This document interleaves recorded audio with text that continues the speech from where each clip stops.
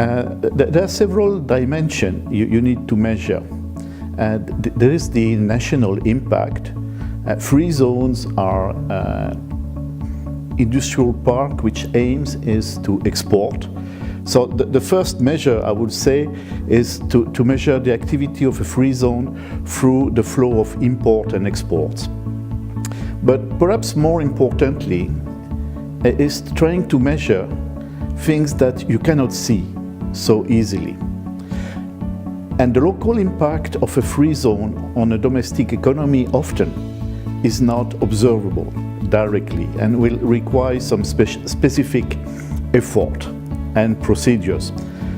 Obviously, when you have a free zone, you have people, so you can measure the people, you measure the employment and the salary those people, those employees are receiving. And this is one of the most important social impact of a free zone.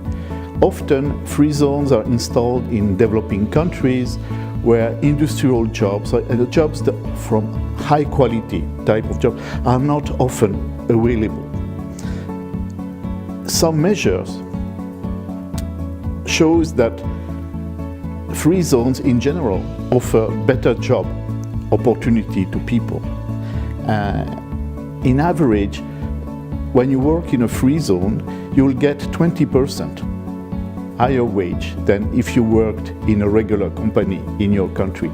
So I'll say one of the social impact you can measure is the salary, obviously, but also the difference with the rest of the economy. So what is your potential as a worker in a free zone? What is your potential outside the free zone? And this is something important. What are the indirect impact of a free zone? And here it's becoming difficult for a statistician, so you will need to do some survey, etc. The people working in a free zone have a family. So when a free zone is successful, it attracts workers, but it will also attract services to this worker. The grocery, the hairdresser, the school, the medical facility, etc. So a free zone will have a multiplicative impact in the region. And this is an important contribution of free zone to the local economy. The jobs that you cannot see in the free zones, but that develop outside the free zones.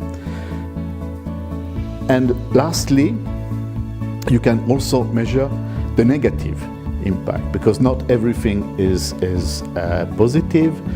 And when a region is successful in developing free zone industry, you have also negative impact on environment, etc.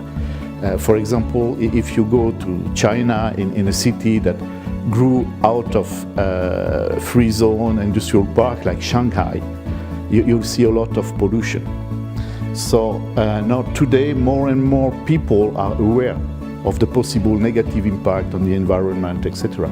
And so when you measure the impact of a free zone, you should also take into consideration what are possibly the negative impact in order to take the necessary measure to limit this negative impact.